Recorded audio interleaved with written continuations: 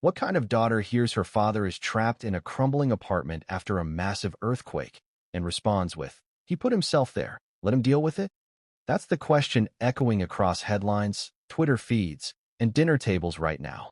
The name Meghan Markle has always stirred up debate, but this time the storm feels different, colder, sharper.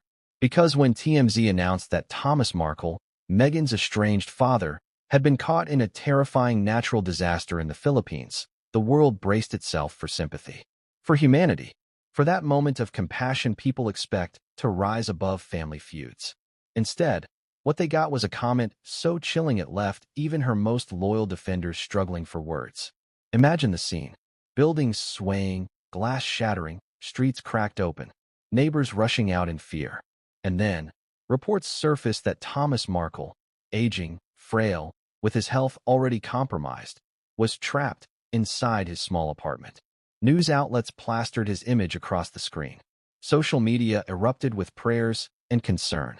The natural instinct, most would agree, is to hope for his safety, to expect his daughter, now a global figure, to at least offer words of kindness. But Meghan's alleged response: "He wanted to be out of my life. Now he is." Cold, final, unapologetic. Before we continue, please hit the like button, subscribe to the channel, and turn on the notification bell for updates. And here's the part that twists the knife. This isn't a stranger we're talking about. This is her father. The man who once helped put food on the table, who once supported her early acting career, who once dreamed of walking her down the aisle. Whether estranged or not, whether betrayed or not, this is blood. This is family. Yet Meghan reportedly brushed it all aside, as if his crisis was nothing more than a headline nuisance. "He put himself there," she allegedly said, "and I'm not responsible for cleaning up his drama." But let me ask you this: how much of that is cruelty? And how much of it is the brutal honesty of someone who feels wounded beyond repair? Because the truth is, Meghan's relationship with her father didn't collapse overnight. It's been a ticking time bomb for years, and this earthquake, literal and metaphorical, just happened to shake it all into view. Still, the public doesn't forgive easily. Within minutes of her words being leaked, hashtags began to trend. Hashtag heartless Meghan. Hashtag compassion over conflict. Hashtag no daughter should. Twitter threads filled with disbelief. "This goes beyond family feuds," one user wrote. "This is life or death."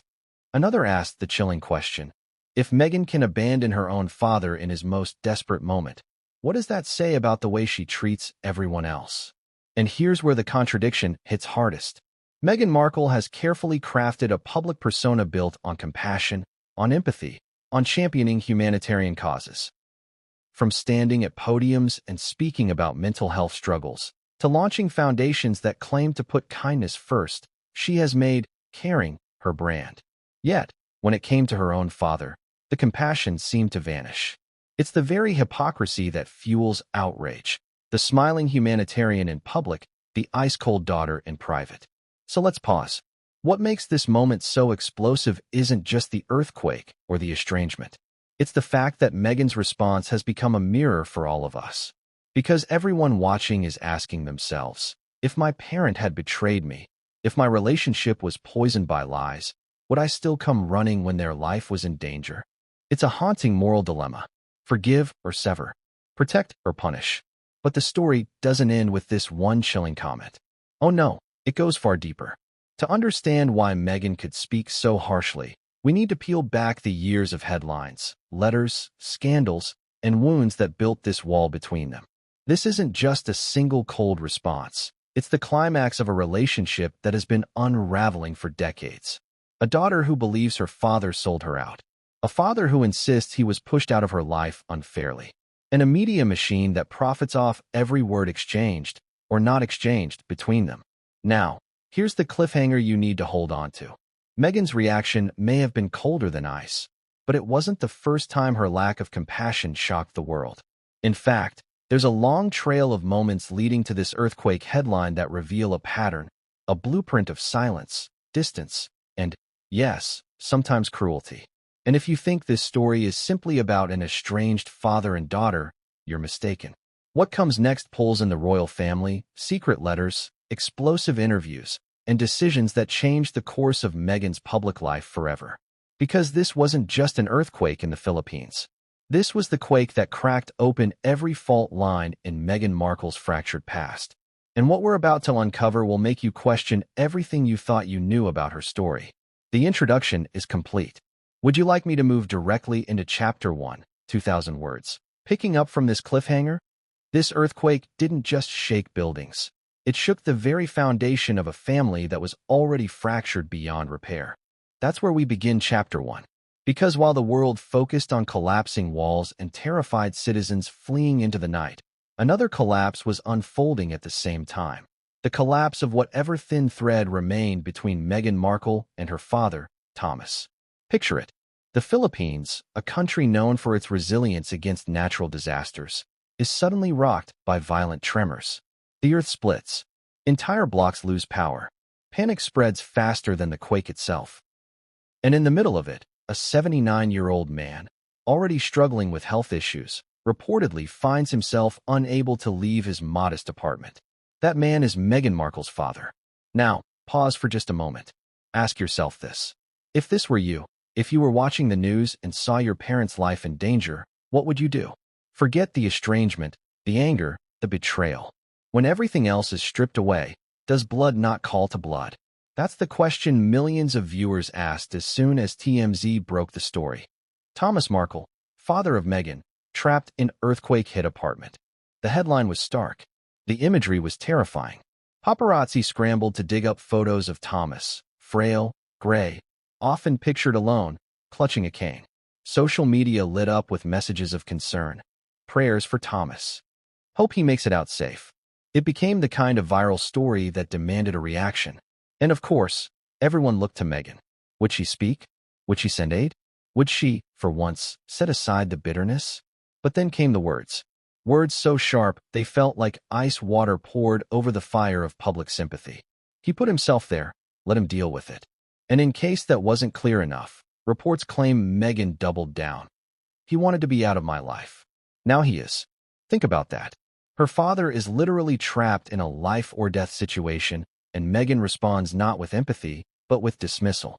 Cold, detached, brutal. It wasn't just a statement, it was a sentence. A final judgment from daughter to father. And the backlash? Immediate.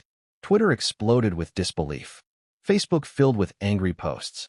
This is beyond heartless, one user wrote. Even if they're estranged, no child should say that. Another person asked, is this the same Meghan Markle who preaches compassion and mental health awareness? Where's that compassion now? And here's the irony that made the story spread like wildfire. Meghan has built her brand on being the victim of cruelty, by the British press, by the royal family, even by her own relatives. She has spoken about empathy, about kindness, about the need for compassion in a world filled with hate. Yet when the spotlight turned on her father's plight, those words seemed to vanish. Hypocrisy is the poison of modern celebrity, and Meghan, in that moment, looked poisoned. But let's not pretend this came out of nowhere. Meghan and Thomas have been locked in a public war for years. It's a war fought in interviews, in leaked letters, in courtroom battles, and on TV screens watched by millions. And if you trace the timeline, you start to see a chilling pattern. Every time Thomas reaches out, Meghan pulls away. Every time he speaks, she silences. Every time the world expects compassion, she delivers cold indifference. So, why is this earthquake so symbolic? Because it's not just about Thomas being trapped in an apartment. It's about Meghan being trapped in a reputation she can't escape. Once again, she faces accusations of being heartless, of being cold, of being self-absorbed. And once again, the world is asking, has Meghan Markle finally revealed her true nature? But here's where it gets even darker. This moment wasn't just about Meghan and Thomas. It pulled in the entire narrative of her life, her marriage, her royal exit, her lawsuits, and her fractured public image. This earthquake didn't just shake Thomas's walls. It shook the fragile foundation of Meghan's brand. And let's not forget, this is a woman who has gone to battle over her father before. Remember the infamous letter? Remember the courtroom drama where she tried to silence him once and for all? Those weren't isolated incidents. They were signposts, pointing toward exactly this kind of chilling moment. So as we close Chapter 1, here's the question I want you to sit with. When Meghan said, he put himself there, let him deal with it. Was that cruelty? Or was it simply the inevitable outcome of years of betrayal, estrangement, and scars that never healed?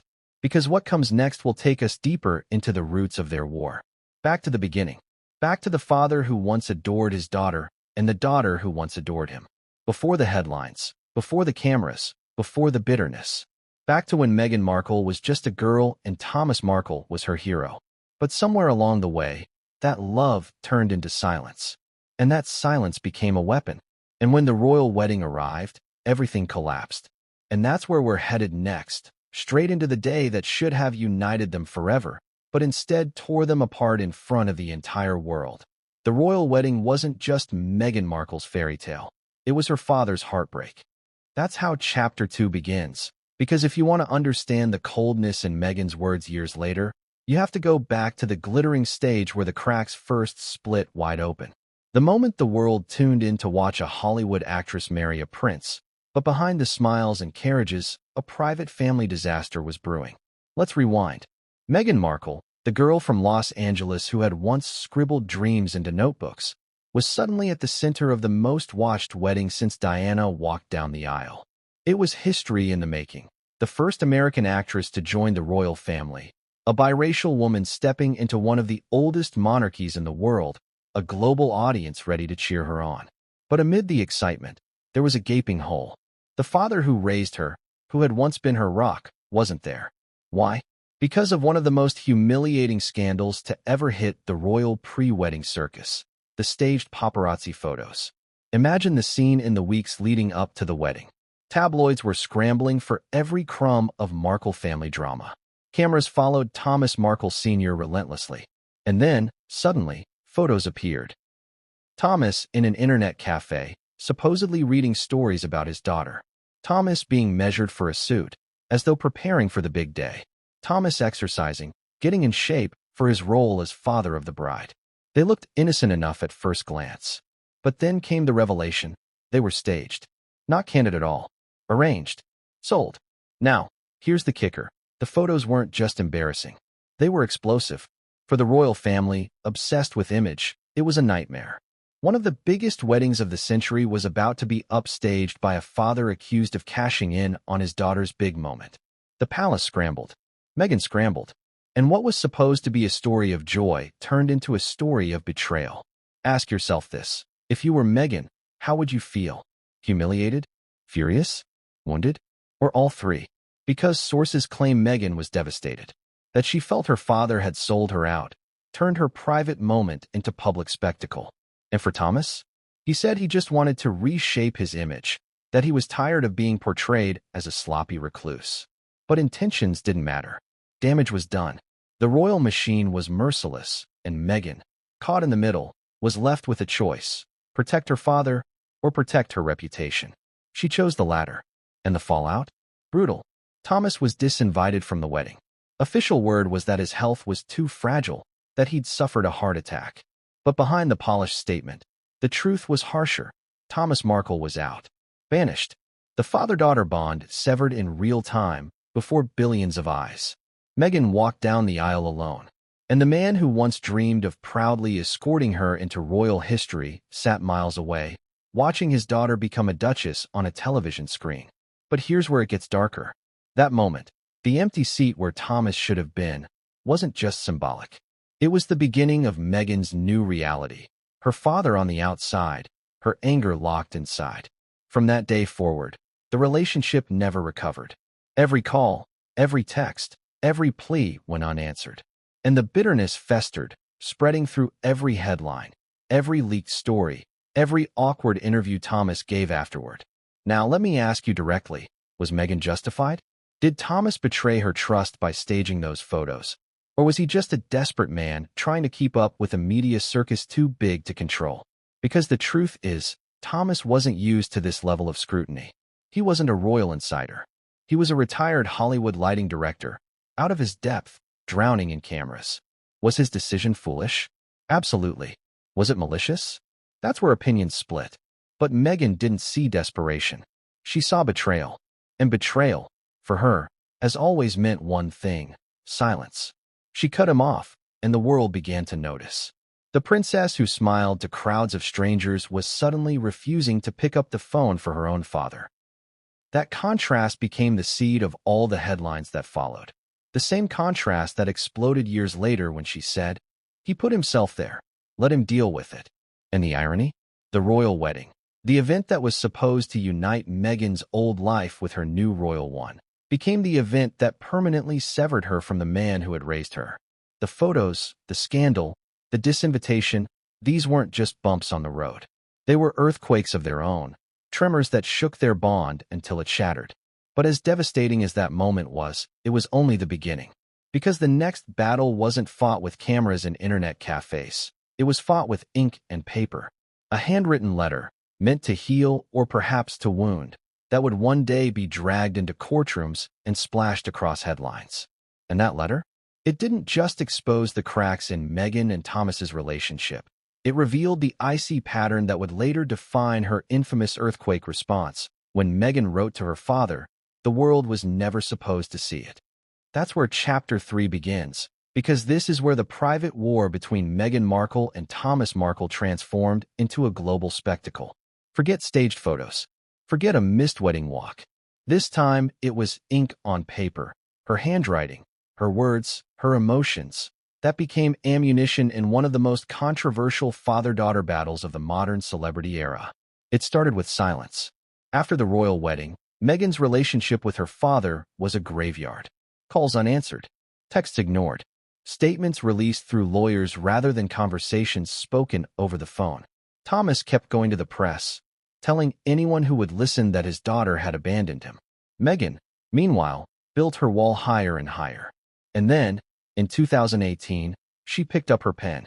Imagine Meghan, Duchess of Sussex now, sitting at a polished desk. The world sees her as a royal, a newlywed, a glamorous figure beside Prince Harry. But in that moment, she is a daughter writing to her estranged father. 5 handwritten pages, carefully worded, emotional, personal. Her attempt, at least as she would later frame it, at closure. In the letter, Meghan pleaded with Thomas to stop speaking to the press.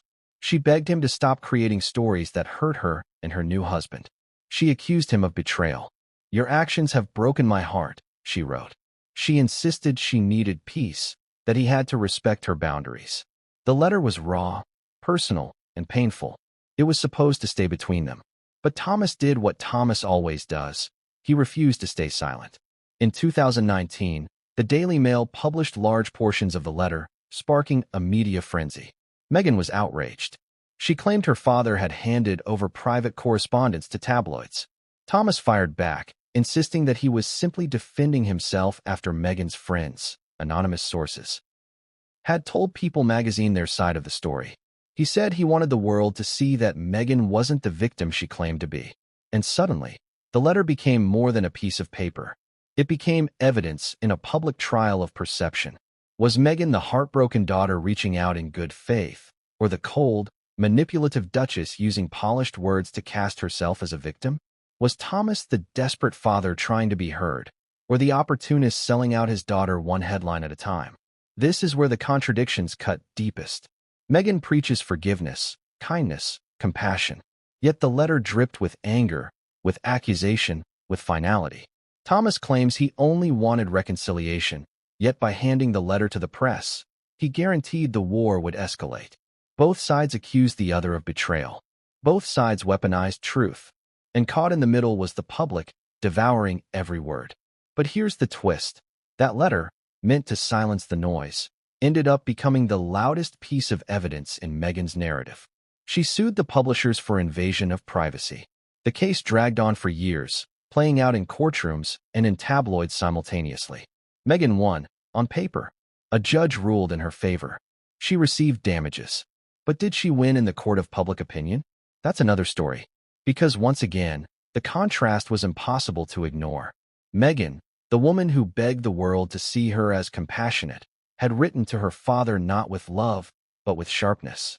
"Please stop exploiting me," she wrote. "Your actions are destroying us." The tone wasn't one of reconciliation, it was of dismissal. And when Thomas shared that with the world, people saw a side of Meghan that didn't match the glossy speeches she gave on stages about empathy and healing. And isn't that the same contradiction we saw again when the earthquake struck? Meghan presenting one image to the world, but showing another in private moments of family crisis. Back then, it was the handwritten letter. Today, it's the chilling line. He put himself there. Let him deal with it. Different words. Same pattern. Let's ask the question directly. What drives someone to write to their own father not with warmth, but with ice? Is it pure anger? Is it self-protection? Or is it a rehearsed script designed to build a legal case? Because Meghan knew, even in 2018, that anything she wrote could one day become public. And perhaps that's why the letter reads less like a daughter's plea and more like a lawyer's draft. Controlled, precise, careful. Some even said it read like she was already thinking about the lawsuit to come. But here's the haunting thought. If Meghan's letter was meant to close the door, why did it feel like she was slamming it shut forever?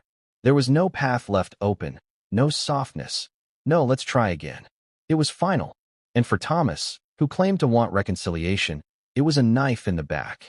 He fought back the only way he knew how, by making it public. And that's where their war turned irreversible. From that moment, Meghan and her father weren't just estranged. They were enemies. Every court document, every headline, every interview became another bullet fired in this battle. And the bitterness on both sides hardened into stone. So when TMZ reported Thomas trapped in an earthquake zone, Meghan's chilling words were not an accident. They were not random. They were the echo of years of estrangement, the natural conclusion of a relationship where even handwritten pleas became weapons. To Meghan, perhaps her father had died a long time ago, not literally, but emotionally. And when he cried out from danger, she had no more words left to give. But here's the cliffhanger you need to hold on to. While the letter was supposed to end their story, it actually opened up a whole new battlefield. Because what followed wasn't just a family feud. It was a media war, a lawsuit that exposed Meghan's inner circle, and a revelation that would shake her carefully polished image even more. And when we step into Chapter 4, we'll uncover how Meghan's private letter became the foundation of a global scandal, and how its publication set the stage for the very coldness that shocked the world in the earthquake saga. When Meghan's private letter landed in the pages of the Daily Mail, the entire world finally saw what was never meant to be seen. That's how Chapter 4 begins, because this wasn't just any celebrity leak. This was the private handwriting of a duchess turned into tabloid fodder. A 5-page letter written by Meghan to her estranged father, words that should have remained sealed in an envelope, was now dissected on breakfast TV, analyzed by lawyers, and debated across living rooms worldwide. The fallout was seismic. Let's set the stage. In early 2019, just months after the royal wedding, the Daily Mail printed extensive excerpts of Meghan's handwritten letter to Thomas Markle. And what was in those excerpts? Not tenderness, not forgiveness. Instead, accusation, condemnation, a plea laced with ice. She accused her father of betraying her, of exploiting her, of breaking her heart. She begged him to stop speaking to the press, to stop turning her life into headlines. But the tone wasn't warm, it was final. For the palace, it was a nightmare. The letter was raw and emotional, but once published, it was stripped of all nuance. Headlines screamed, Meghan begs father to stop betraying her. Others framed her as the victim, a daughter's plea ignored. But critics weren't so forgiving. They said the letter revealed Meghan's true character, cold, calculating, distant. Not the compassionate humanitarian she projected to the world, but a woman willing to cut even her father out like a loose thread. Now here's where it gets messy. Meghan didn't just let the matter go. She sued. She launched a legal case against Associated Newspapers, the publisher of the Daily Mail, for breach of privacy and copyright infringement. And the lawsuit itself became a headline machine. Court documents revealed behind-the-scenes strategy, emails, and even admissions that Meghan had expected the letter might one day be made public. That revelation stunned observers. Because if she knew it could go public, then every word, every line, every phrase looked less like a daughter's heartfelt message and more like a carefully crafted legal exhibit. Ask yourself this. Was Meghan writing to her father, or was she writing to the world she knew might eventually read it? That question alone fueled thousands of op-eds, with some praising her foresight and others condemning her manipulation. And what about Thomas? He defended himself by saying Meghan's friends had already spoken about the letter to People magazine, painting him as the villain.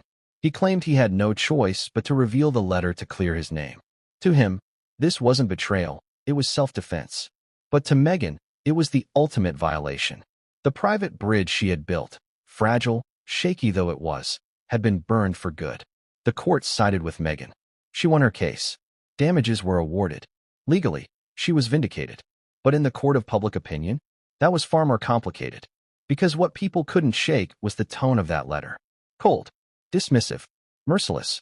A daughter speaking to her father as though he were a nuisance, not family. And when the letter went public, so did the image of Meghan as someone who cuts off, silences, and punishes rather than reconciles. And here's the irony. Meghan has always spoken about compassion. Her speeches drip with words about kindness, healing, and empathy.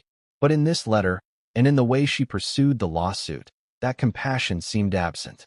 Instead, it was strategy, control, a determination to win at all costs. To her supporters, that was strength. To her critics, it was heartlessness. Sound familiar? Because when news broke years later that Thomas was trapped in an apartment after an earthquake, and Meghan reportedly said, "He put himself there. Let him deal with it," people didn't see it as shocking. They saw it as a pattern. The same pattern revealed in the letter. The same refusal to show warmth when family ties were frayed. But the letter did more than reveal Meghan's icy side. It dragged her inner circle into the spotlight. In court, Meghan admitted that her friends had spoken to People magazine about the letter with her knowledge, even though she'd previously denied it. That revelation painted her as dishonest, someone willing to bend the truth to protect her image. And in a battle fought largely over reputation, that single detail was devastating. Here's the twist that made everything worse. The lawsuit, meant to protect Meghan's privacy, ended up exposing more of her private life than ever before. Suddenly, the world was reading not just her words to her father, but also her communications with advisors, her behind-the-scenes strategies, and her willingness to stretch the truth. What she hoped would silence criticism only amplified it. And through it all, Thomas Markle kept talking. Every time Meghan tried to close the door, he opened another window. Every time she demanded silence, he went to another network. For him, the letter wasn't closure. It was fuel, proof that his daughter had abandoned him, proof that she cared more about her image than about family. So when the earthquake struck in the Philippines, and Meghan's reported response was cold, many people didn't see it as a one-off. They saw it as the climax of a story that began with that letter. A daughter who decided years ago that her father was no longer family. And yet, the most chilling part isn't the words themselves. It's the fact that Meghan never seems to look back. Once she cuts someone off, she doesn't bend, doesn't soften, doesn't reopen the door. Her letter ended with a plea for silence, not forgiveness. Her lawsuit ended with damages, not reconciliation. And her response to Thomas's earthquake crisis ended with dismissal, not compassion. A pattern as unshakable as the tremors that trapped her father. But here's the cliffhanger we're left with. The letter may have been a weapon, but the war didn't end there. Because Thomas wasn't about to go quietly. He had his own ammunition, his own interviews, his own story to tell. And he was determined to keep telling it, no matter how much it embarrassed Meghan. And what Thomas did next? It didn't just keep the feud alive. It dragged Meghan into even deeper controversy, sparking headlines that would haunt her all the way into the explosive Oprah interview and beyond. Was Meghan always this cold, or was she pushed to the edge? That's the question that defines Chapter 5. Because when you strip away the headlines, the lawsuits, the paparazzi shots, you're left with a daughter and a father who both claim to be victims. But in this war, there's no neutral ground. Every interview, every letter, every silence is a weapon. And by this stage in their saga, Meghan's fury was only matched by Thomas's refusal to go quietly. Let's rewind to the aftermath of the letter scandal. Meghan had won in court, yes, but Thomas wasn't silenced. In fact, if anything, the lawsuit poured gasoline on his determination to speak. He started appearing on TV more frequently. Good Morning Britain, Channel 5 documentaries, even small American outlets. Anywhere that would let him talk about his Meghan. And in those interviews, his words were devastating. He claimed Meghan had abandoned him, that she owed him, that she was punishing him for being human. She ghosted me, he repeated, again and again. Now, imagine hearing those words as Meghan, the woman who had married into one of the most famous families in the world, who had endured relentless tabloid coverage, who had tried to control her narrative through legal battles. And yet, here was her own father feeding the very machine she hated. For Meghan, it must have felt like betrayal stacked on betrayal. For Thomas, it was desperation. He insisted he only wanted to be heard, that he was a man wronged, a father cast aside. But here's the brutal truth. Neither side was backing down. Meghan had drawn her line in the sand with that letter. Thomas crossed it every time he spoke to the press. And the more he spoke, the angrier Meghan became. Her silence wasn't passive. It was her form of warfare. She didn't respond. She didn't reconcile. She let him talk, and she ignored him, knowing the silence would sting more than any counterattack. But here's the contradiction. The same Meghan who ignored her father's pleas was simultaneously speaking on global stages about compassion, kindness, and the importance of healing relationships. She appeared at events advocating for mental health. She gave interviews about the need for empathy. She presented herself as a woman of grace and forgiveness. And yet, when it came to her own father, she refused to extend the very compassion she demanded from others. That's what enraged critics.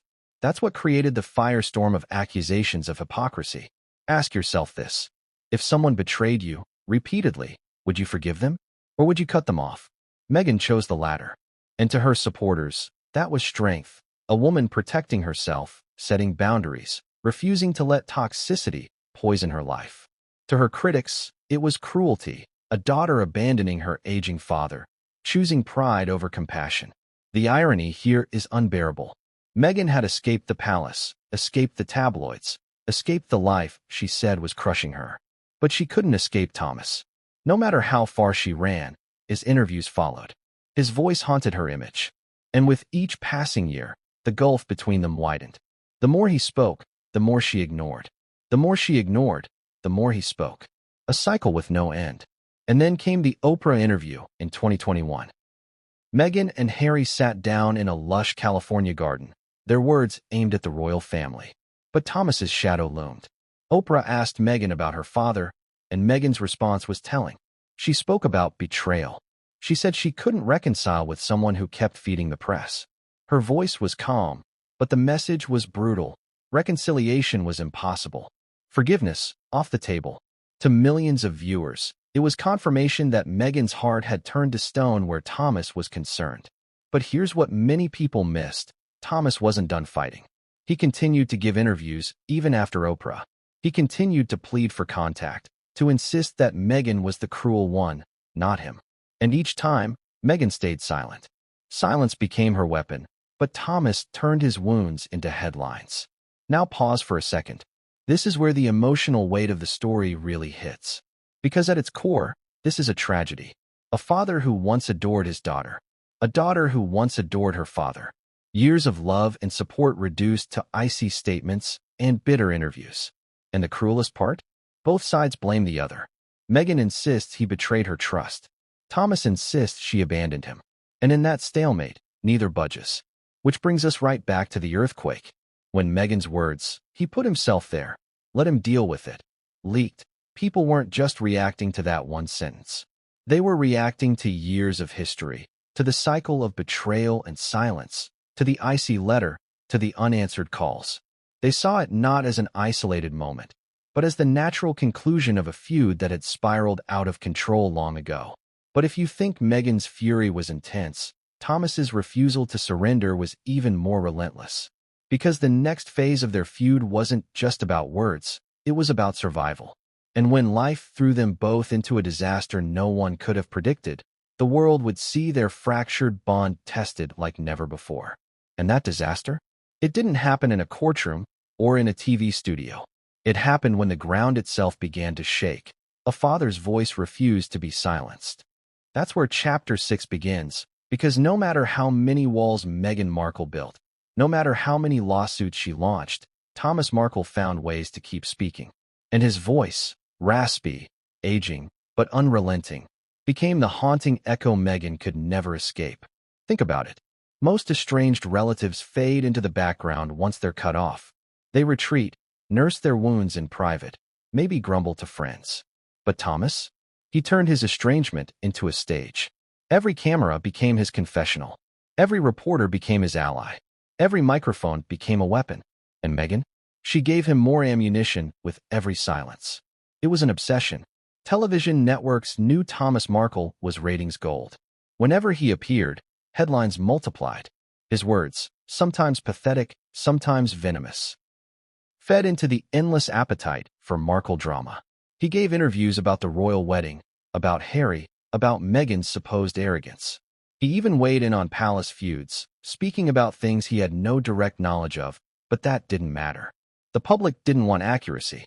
They wanted emotion. They wanted bitterness. They wanted pain. And Thomas delivered, over and over again. But here's the contradiction. For all his fury, for all his accusations, there were flashes, just flashes, of something softer. In one interview, his voice cracked when he said, "I just want to hear from her. Just one call.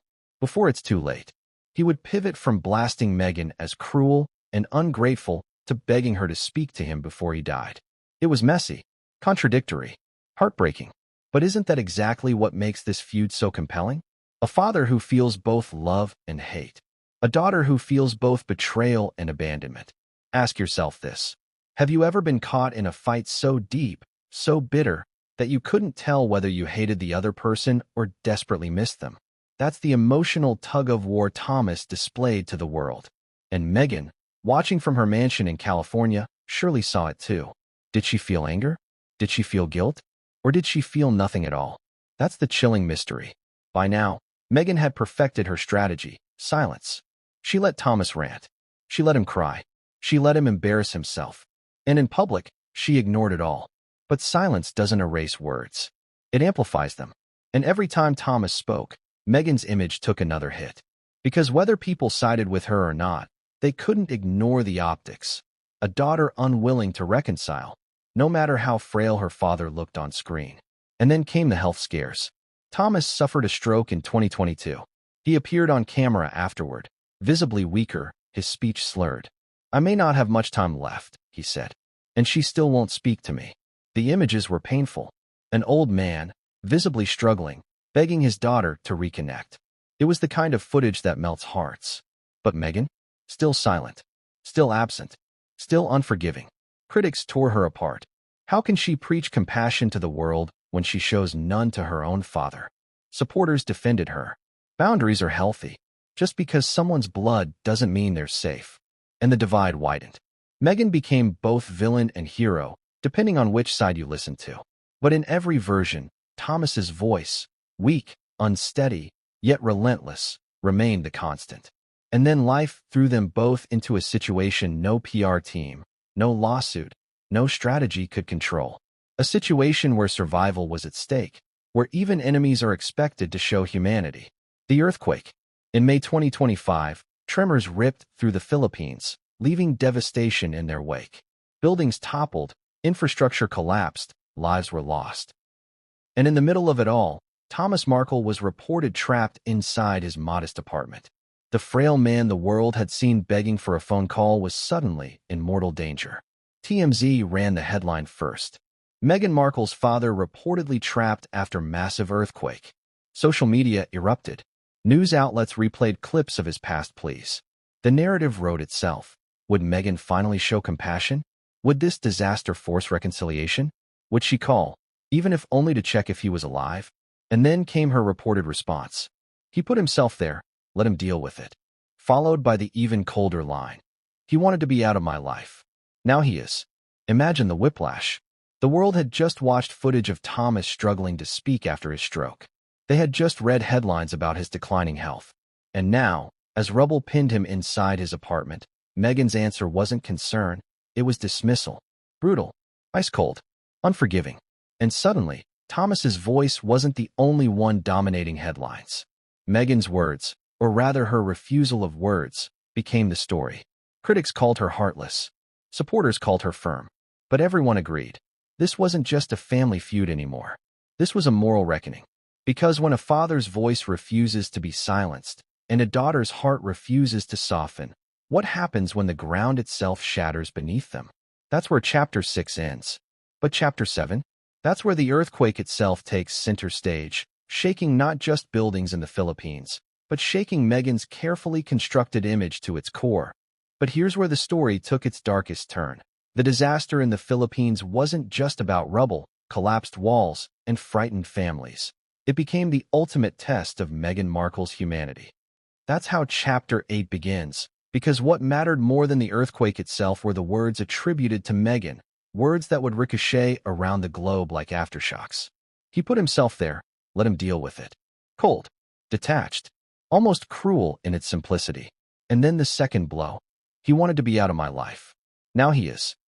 Imagine those words splashed across TV screens, repeated in headlines, whispered in comment threads. Meghan, the woman who built her brand on compassion, accused of abandoning her father in his most desperate moment. The irony was devastating.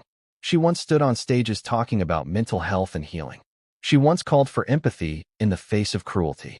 And yet here she was, dismissing her father's life-or-death situation with a shrug. Public reaction was immediate and merciless. Twitter threads called her heartless beyond repair.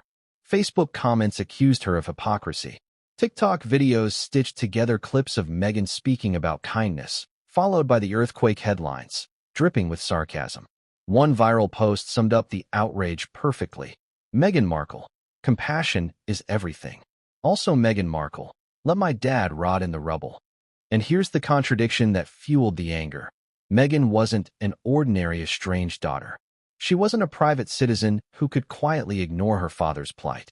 She was Meghan Markle, the Duchess of Sussex, a global public figure who made compassion her currency. And the moment she refused to spend it on her own father, the illusion cracked.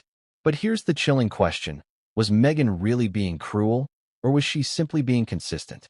For years, she had drawn a line in the sand.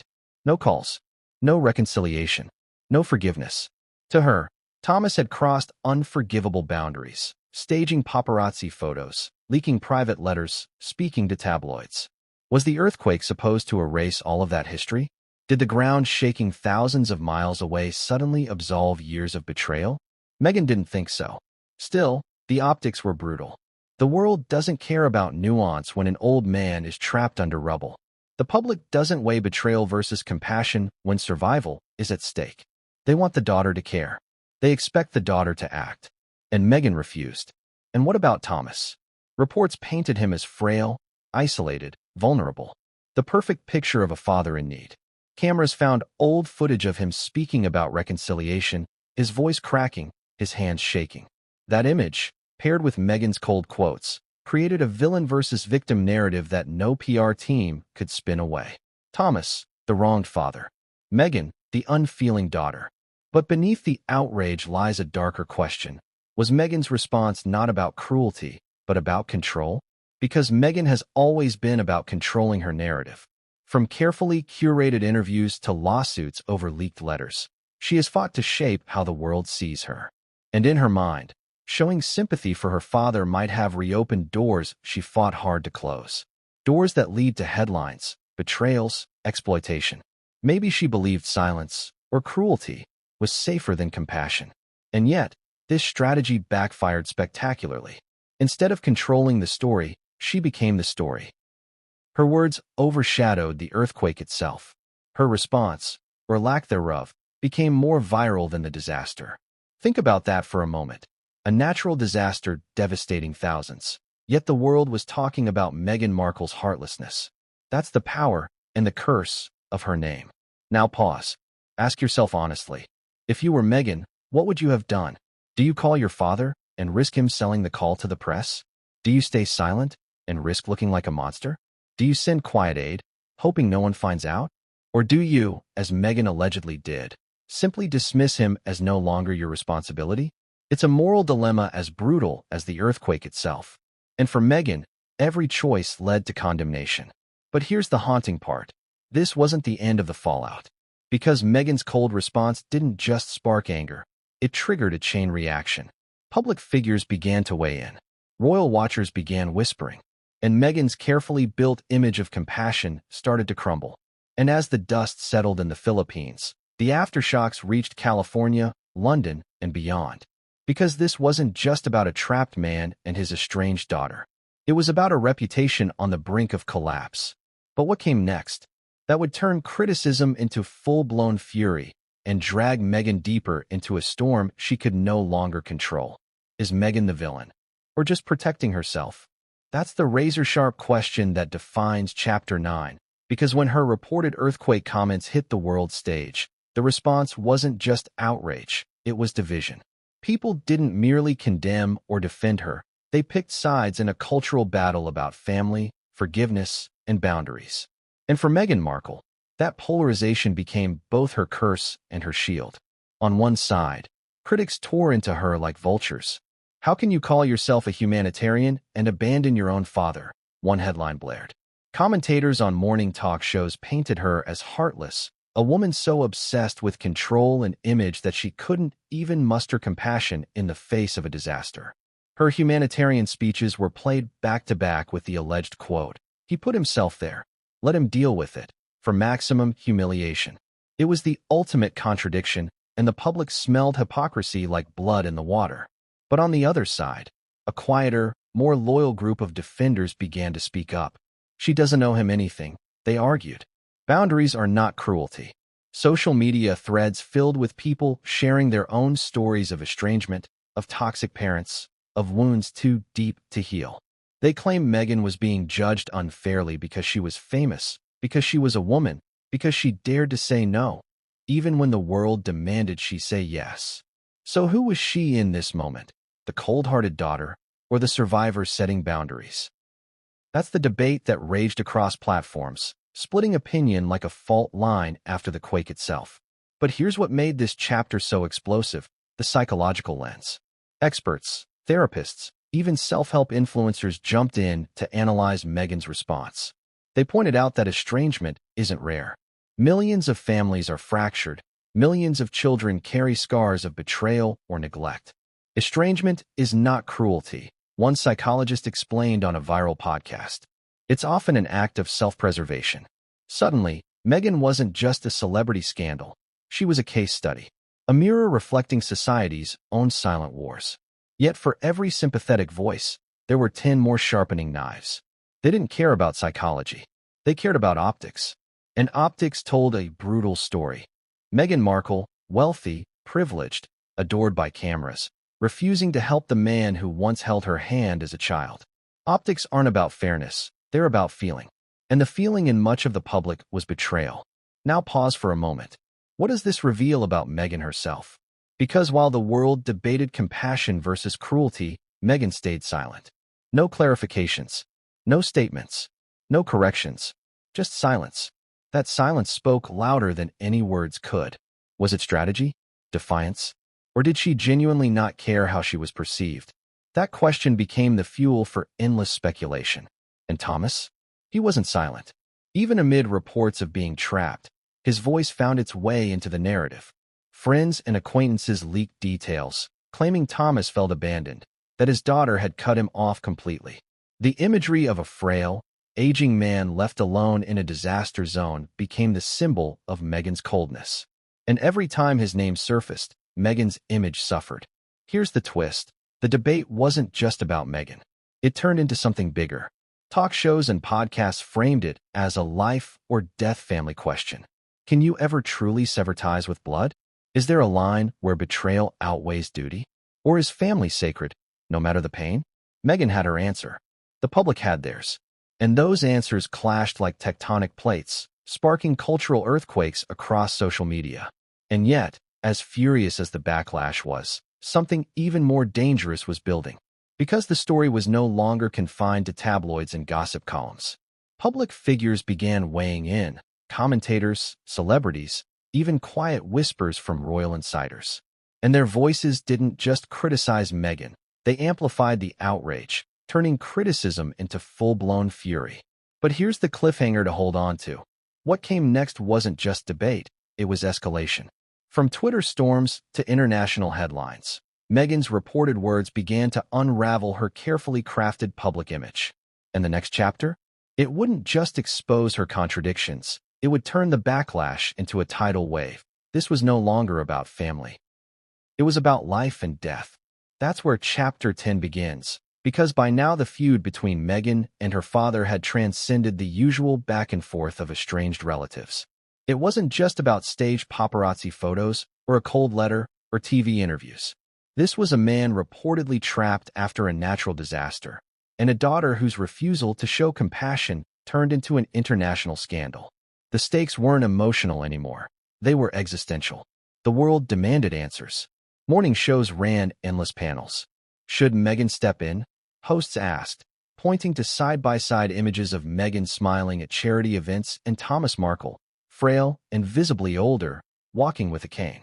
Tabloid front pages carried chilling headlines. Heartless Duchess. Cold as ice.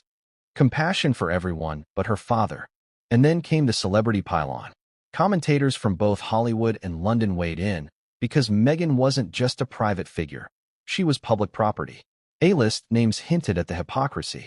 Influencers blasted her with TikToks and YouTube breakdowns, splicing her humanitarian speeches against the TMZ report of her father being trapped.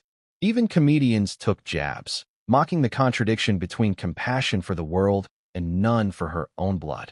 But the most devastating criticism came from royal watchers. They've always been Meghan's harshest critics, ready to frame her as the villain in any story. And now, they had all the ammunition they needed. They whispered that even the royal family, who remained publicly silent on such matters, were privately appalled. Family above all else is the monarchy's creed, however messy it gets behind palace walls. And Meghan's alleged dismissal of her father looked like a violation of that core principle.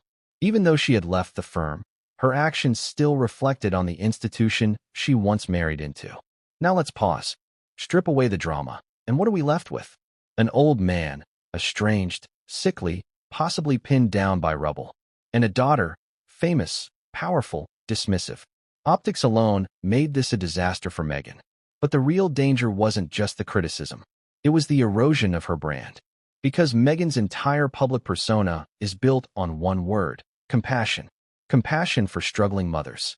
Compassion for mental health survivors. Compassion for refugees, for women, for children. Archewell, her foundation, runs on that word. Interviews with Oprah, speeches at summits, podcasts, it all circles back to compassion. And the second she was seen withholding it, that brand cracked. The backlash became bigger than Meghan versus Thomas. Commentators framed it as a moral reckoning. This isn't about a feud, one panelist declared. This is about whether Meghan Markle practices what she preaches, or whether she's just another hypocrite using compassion as a costume. That soundbite went viral. And here's where the fury reached its peak. Hashtags like #HeartlessMeghan and #ColdAsIce weren't just trending, they were dominating. TikTokers reenacted her reported quotes with icy stares. Memes mocked her speeches. The irony was too delicious for critics to ignore. And for Meghan, silence wasn't protection anymore. It was gasoline on the fire. But here's the question we must ask. Was Meghan truly heartless, or was she trapped in a lose-lose situation? If she had spoken out with concern, Thomas might have sold her words to the tabloids the next day. If she stayed silent, she looked cruel. If she dismissed him, she looked worse. There was no winning. And yet, in choosing cold dismissal, she invited the worst possible interpretation. And what about Harry? His silence added another layer of intrigue. Was he standing by his wife out of loyalty, or did he secretly disagree with her stance? Royal insiders whispered that even Harry was uncomfortable, that he feared the optics. But whether true or not, the speculation only fueled the fire. By the time the earthquake dust settled, Meghan's reputation was battered. The public wasn't just debating her choices, they were questioning her entire persona. Was she the compassionate duchess she claimed to be, or a cold strategist who used kindness as a prop? That question lingered like smoke after the tremors. But the story didn't end there. Because as the outrage built, whispers began to circulate that even behind palace walls, Meghan's words had been noticed. And the silence from the royals wasn't indifference, it was calculation. Because in their eyes, Meghan had just handed them the ultimate weapon. And what came next? It would prove that Meghan's coldness didn't just ignite public fury. It threatened to pull her back into the royal battlefield she thought she had escaped. Even the royals had an opinion, though they'd never admit it publicly. That's where Chapter 11 begins, Because Meghan Markle's reported earthquake remarks didn't just ignite fury across social media. They slipped quietly into the corridors of Buckingham Palace, into hushed conversations behind closed doors, into the kind of whispers that are never meant to reach the press, but always do. Let's be clear, the royal family thrives on discretion. They live by the motto, never complain, never explain. But they are also human, and when a scandal this big unfolds, you can bet it gets discussed over dinner, in private phone calls, and in the kind of subtle asides that insiders love to leak to reporters. And Meghan's comments about her father, he put himself there. Let him deal with it, were reportedly no exception. Behind palace walls, it said the reaction was icy. Not because they sympathized with Thomas Markle particularly, most royals barely knew him, but because Meghan's comments handed them something far more useful, ammunition. For years, Meghan and Harry have painted the royals as cold, unfeeling, and heartless. They accused the monarchy of lacking empathy, of ignoring pain, of prioritizing image over humanity. But now, with one brutal comment, Meghan was the one accused of those very sins. For the royal family, this was poetic irony. Imagine William hearing the news. The future king, who has carefully cultivated his own image as dutiful, compassionate, and family-oriented, now had a contrast so sharp it almost looked staged. Meghan's cold dismissal of her father only underscored William's devotion to his own. Sources whispered that William shook his head and said nothing, but the silence spoke volumes. In the royal chess game, Meghan had just handed him a winning piece. And what about Charles? A man who has endured his own public estrangements, from Diana's death to Harry's departure. Charles reportedly viewed Meghan's words with a mix of shock and disdain. For him, family loyalty is fragile but sacred. Even at his lowest points, Charles has kept communication open with his sons. Meghan's apparent refusal to even acknowledge her father's plight only confirmed, to him and others, the narrative that she was unfit for the role she abandoned. Then there's Kate, the ever-composed Princess of Wales, who has always played the role of peacemaker. Behind closed doors, insiders claim Kate voiced what millions were thinking. This goes beyond family feuds. This is life or death. Though she would never say it publicly, Meghan's dismissal would only have reinforced Kate's belief that compassion isn't just an image, it's a duty. And let's not forget Princess Anne. Pragmatic, blunt, no nonsense. If and spoke of it at all, it would have been with her trademark frankness. You don't leave your family in rubble, no matter what's happened. Harsh, perhaps, but in the royal household, where loyalty to bloodlines has kept them alive for centuries, Meghan's choice would have been incomprehensible. But here's the kicker. The royals didn't need to say anything publicly. They didn't need to issue statements or drop quotes. All they had to do was let the press do the work. For once, Meghan wasn't the victim of palace leaks or courtiers planting stories. She was the victim of her own words. And the royal family's silence let that irony hang in the air like a guillotine. And what about Harry? His position was more complicated than anyone's. Insiders whispered that even he felt the heat. A man defined by loyalty to his mother's memory, by compassion for the wounded, by his military service, now found himself tied to a wife accused of heartlessness. Did he agree with her? Did he push back behind closed doors? Did he beg her to issue a statement? No one knows. But one thing's certain. The royals believe this scandal weakened Harry too. Ask yourself this. Could Meghan's comments have played into the hands of the very family she despises? Because for the monarchy, survival depends on optics. And this scandal shifted optics dramatically. Meghan, once positioned as the outsider fighting for kindness, was now cast as the cold one. The royals, once accused of heartlessness, suddenly looked restrained, dignified, even compassionate by comparison. This is the brutal irony. Meghan's words didn't just hurt her relationship with her father. They tilted the balance of the entire public feud with the royal family. For years, she and Harry had the sympathy of millions, outsiders crushed by a cold institution. But with one dismissive phrase, Meghan risked flipping the narrative entirely. And here's the cliffhanger. The real battle wasn't happening in palaces. It wasn't happening in Buckingham's drawing rooms or at Windsor's long tables. The true battlefield was online. Social media had become Meghan's courtroom, and the verdict was still being written. Because in Chapter 12, the fight would leave palace whispers behind and erupt across Twitter, TikTok, and YouTube. where Meghan's image would be tried not by royals or journalists, but by millions of ordinary people, each with their own story, their own judgment, their own verdict on the Duchess who turned her back on her father. Social media became Meghan's courtroom. That's how Chapter 12 begins, because if the palace whispered in private, the online world shouted in public. And once Meghan's reported earthquake comments hit the digital bloodstream, there was no stopping the viral wildfire. Twitter, TikTok, Facebook, YouTube, every platform became a battleground, and Meghan Markle was the accused, the jury, and the sentence all at once. The hashtags told the story first. Hashtag Heartless Meghan trended within hours. Hashtag Compassion Hypocrite wasn't far behind. And then came the one that stung most. Hashtag No Daughter Should. It was blunt, emotional, universal. People weren't just talking about Meghan, they were talking about themselves. Thousands of users began sharing personal stories of estrangement, betrayal, and reconciliation. Some said they understood Meghan's stance. Toxic parents don't deserve access, even in disasters. Others railed against her. If my father was trapped in rubble, I'd crawl across the earth to save him.